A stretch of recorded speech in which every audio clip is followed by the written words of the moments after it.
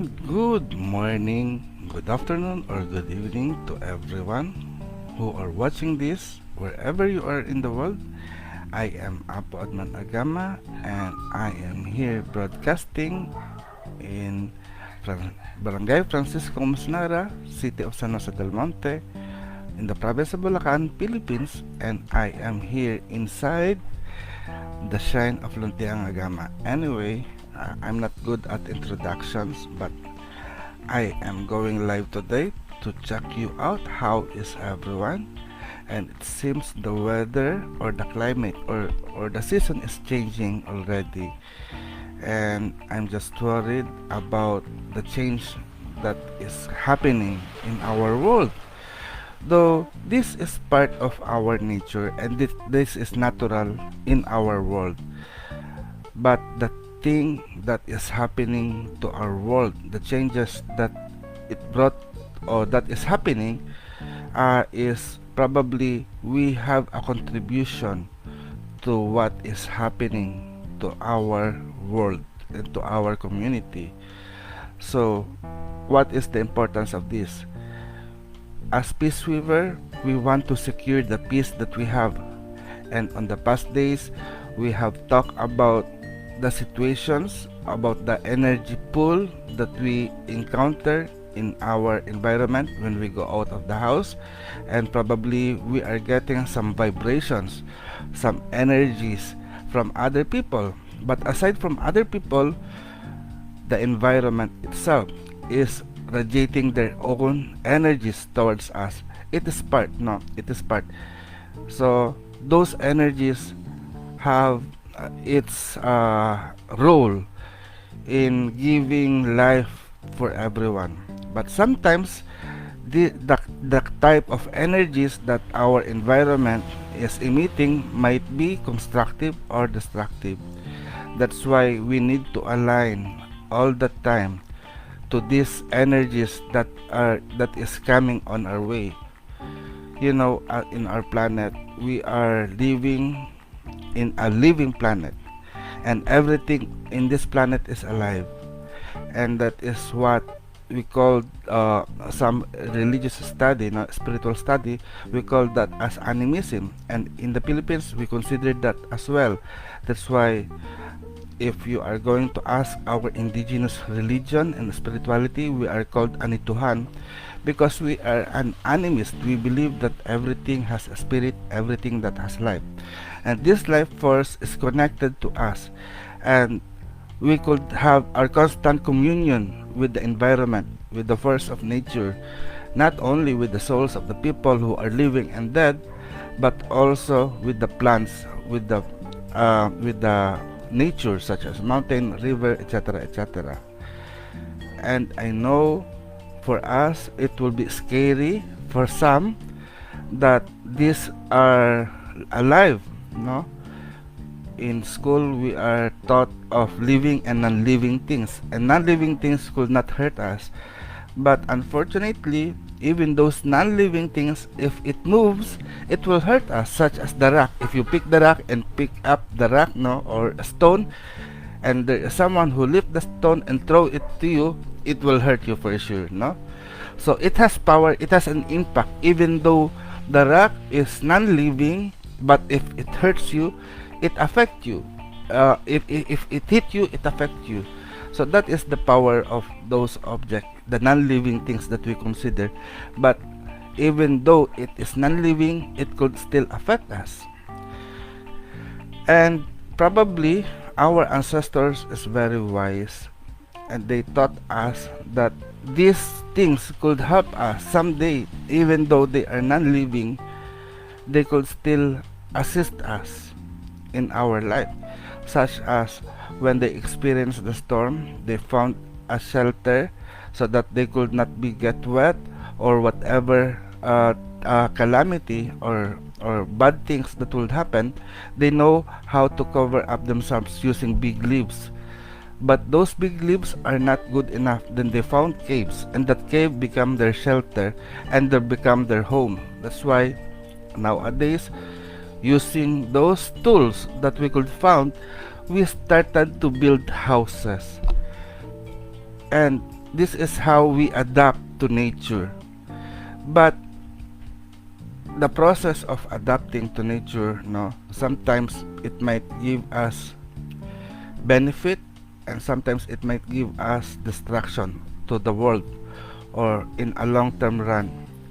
So I hope that our brilliant mind could use this. We could utilize our brilliant mind in how to cope up with life. But as we cope up with our life, let us not give everything in destruction. Because if we destroy it, destruction will come as well, such as the terrible storm, the heat of the sun, and everything. So let us as a peace weaver, no, it's not always on praying for peace. Like what I've said, the prayer that we do is for ourselves, but let us have also our social responsibility, our responsibility towards nature, by taking care of it. Some of the illnesses that we experience is part of our negligence towards nature, because we are nature ourselves.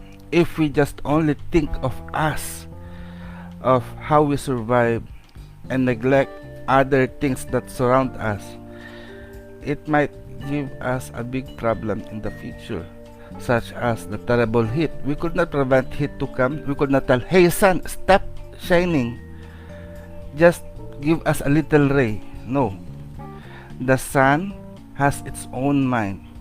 It is programmed to be that way. But what we need to do is to protect or to strengthen the filters from our planet, so that the sun, the ray of the sun, will not come directly to us. That's the role of the plants and the trees. And right now, we are responsible. Although the trees, the plants can grow naturally by themselves, but we as humans always pick them up.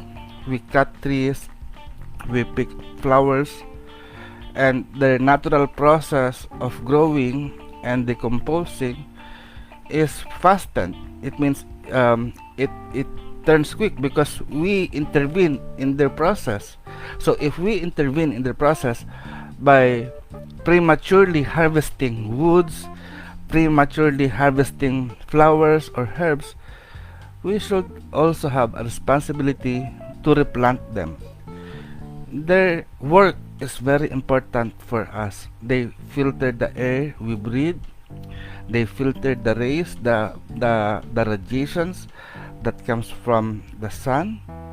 And at the same time also, no, because we are talking about radiation of the sun that give us heat stroke or whatever illnesses that we may incur while the forces of nature is working to us, no.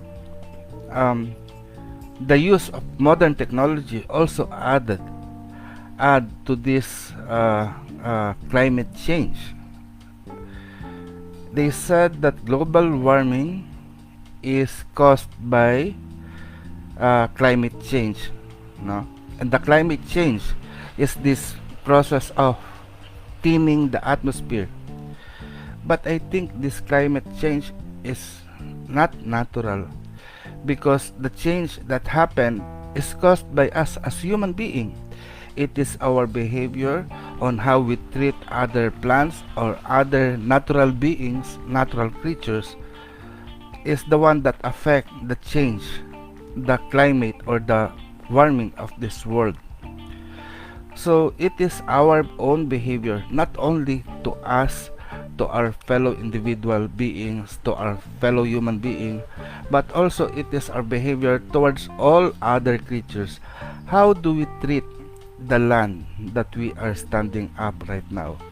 How do we treat the plants that grows along the block in our neighborhood? How do we treat on the small herbs? When I go to Chicago in our Airbnb, the first creature that greet me is the squirrel, and it was my first time to see the squirrel, and I've heard that it is rabid. Although I want to pet him, but They are so fast and I'm so slow. See, there is a difference. No, we could adapt to nature if we always see them, if we always have this meeting with them, such as me right now. I'm adapting, although still my English is very terrible, but I'm glad that you found it understandable. But our constant communion with these creatures will allow us to adapt.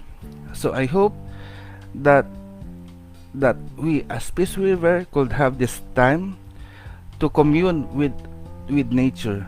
And I'm so glad that people are happy about the Bote Natura and the 10 Elements bracelet that I have gifted them when I was in where did I go? In Chicago, Illinois. So I hope that this will bring you blessings and at least a little time or moment to remind you that we are all part of nature. So with that, I want to invite everyone to pray for peace. So pray with me now. There is one power in the universe, and we are the perfect manifestation of that power. And for as such, we pray for peace. We pray for peace, we pray for love, and we pray for stability. We pray that all the people around the world be blessed with peace. Peace that promotes justice. Justice that follows discipline and orderliness. Discipline and orderliness as a result of understanding, and understanding as a product of knowledge, and knowledge as a fruit from the seed of love.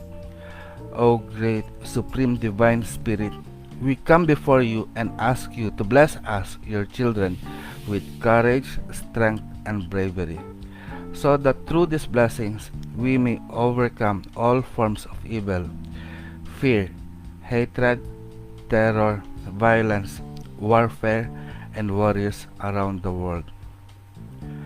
May all the people around the world be blessed with peace, and by the power of love that give us life, may peace prevails on earth.